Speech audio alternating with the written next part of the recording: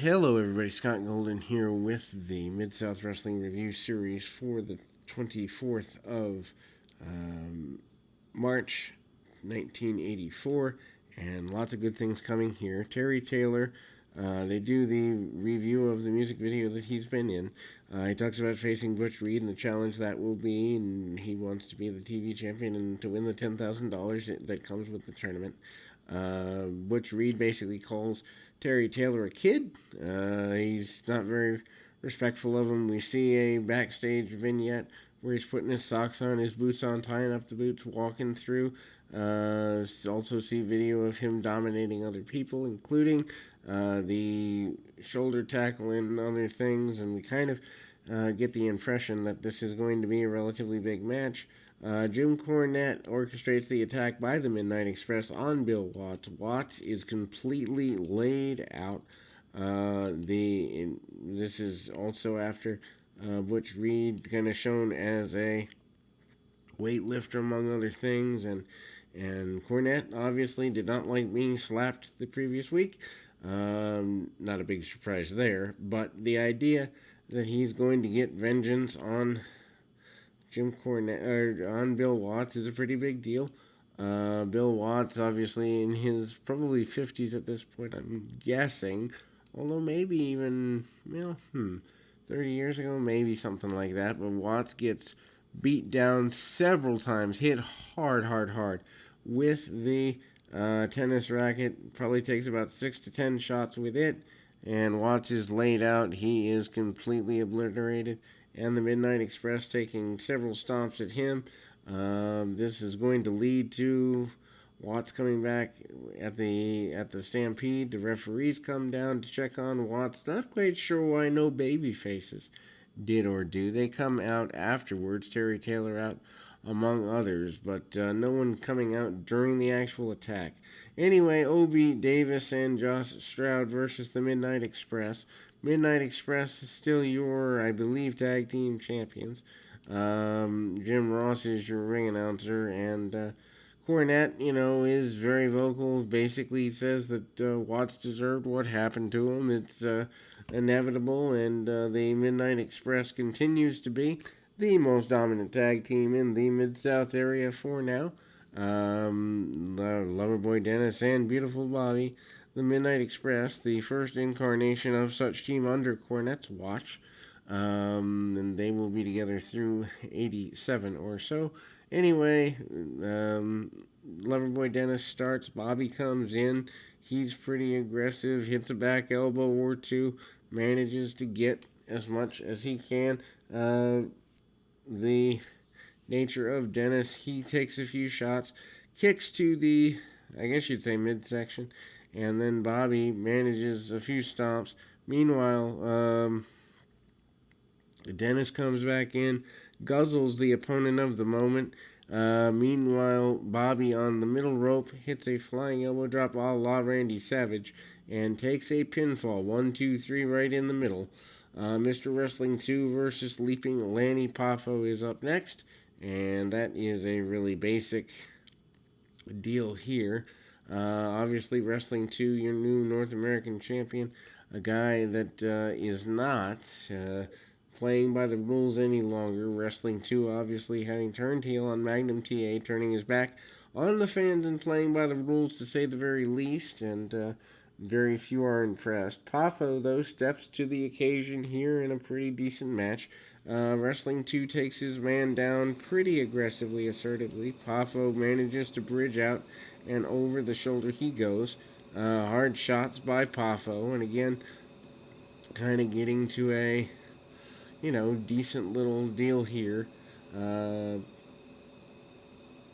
We've kind of got a front face lock takedown by Wrestling 2. 2 doesn't like much of what's going on here, and we kind of see him flip his opponent over and send Poffo into the buckle. Poffo stumbles backward, gets a elbow or two there. Meanwhile, we kind of see Wrestling 2 using some more heelish tactics, but still using his wrestling style. Amazingly, I'd say Pafo probably getting guzzled here a little bit in high knee lift and punches and kicks, but still managing to fight with the North American champion. That's a pretty big deal for the time period. Anyway, big body slam in the middle by Wrestling 2. Wrestling 2 goes for the cover and willing to do whatever he needs to do to keep the match under his control, including slipping into a choke on a front face lock as he's got his man down, shoots the half and tries to get as aggressive as he can with it, and ultimately doesn't get everything he wants. Kick under the, or into the rib cage there. Wrestling 2 manages to be a pretty aggressive guy if you really want to look at it. Big body slam into the middle of things, and a backdrop suplex by the champion, and again, running knee lift, and we've got a victory there for Mr. Wrestling 2. And I got to grab my phone, so we will be back in 2 shakes of a lamb tail around that, and ultimately, we'll be right back with more. And a victory for Wrestling 2 is a pretty big deal. Not that it's a big surprise with the push he's been getting, but still, victory important. Barber and King up next, and they're the victims of Volkov and Khrushchev. Volkov and Khrushchev, pretty big tag team here, although they really haven't gotten that many shots at gold. You know, the several months back, Nikolai had the North American title. Shots by Khrushchev, and he's hitting with punches, brawls, and such like that. Irish whip there, and a kick under the chin there. Big the backbreaker by Nikolai, and he gets a victory pretty quickly. The return of Hacksaw Duggan to in-ring competition. Masahito provides his competition, and Duggan, of course, wants to get back with the Russians, specifically Khrushchev, but wouldn't mind Volkov either. We kind of see punches and kicks by Duggan. Duggan, a babyface who nails the running knee drop there and kind of hits a falling elbow, for lack of a better term, and tries to get the referee out of the way, sends Ito into the top turnbuckle and an Irish whip, leads Duggan where he wants to go, well, kind of, and a clothesline there, and ultimately hard shots, and again kind of go to a headbutt by Ito and gets what he'd like to out of it. Hits the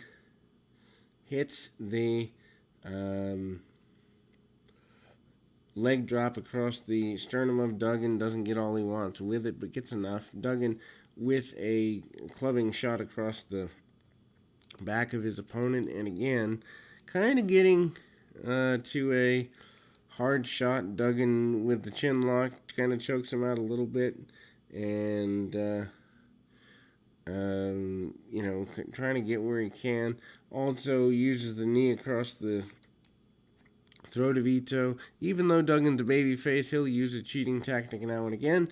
Hits the big flying tackle, and the crowd is solidly behind Duggan. Glad to see him return. Run in by the Russians, and Duggan breaks a 2x4, takes the two parts of the 2x4 and goes heads up. Meanwhile, Nikolai has the noose, wrapping it around the neck of Duggan, trying to choke Duggan out more permanently. Ito helping the Russians, so we've got kind of a foreign coalition as Duggan gets noosed up, and things are not looking good there. Duggan finally does break free, but he has to have a little bit of help along the way, and Duggan wins that match, but the fight is far from over. Terry Taylor and Butch Reed is your main event of the day. They are given about 10 minutes, and this is part, I believe, of the television championship tournament. I can't follow the tournament. I will notate when a champion is crowned, but needless to say, both guys still in the tournament. Taylor looking pretty good against the former North American champion and tag team champion. Big arm drags by Taylor. Taylor not willing to take backward steps, manages to drop kick under the chin of Reed. Reed managing to grab the side headlock and manages to do quite well with all of that. Tackles again by Taylor. Taylor kind of in control. Big back body drop. Sends Reed up into the lights. Doesn't seem to care one way or the other. Manages to crank on the arm. And away we go with Taylor having a little bit of a advantage for a moment anyway. Stays on the arm and tries to remain that way to the best of his ability, and ultimately gets things going back towards his general direction. And the shot by Reed. Reed catches him under the chin, does everything he possibly can to get the advantage, and ultimately